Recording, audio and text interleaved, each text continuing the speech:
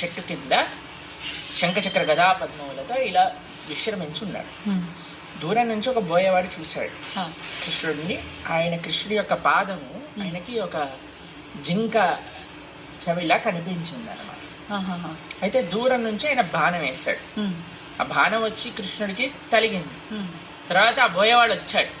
ఇప్పుడు బాణం వేసాక చూస్తాడు కదండి, గుడి తలిగిందా ప్రాణం చూసుకొచ్చి అని కృష్ణుడి దగ్గరికి వస్తాడు. ఓ కృష్ణ పరమాత్మ సాక్షాత్తుగా కృష్ణుడు అని దర్శిస్తాడు. 3 ప్రదక్షిణలు చేస్తాడు కృష్ణుడికి.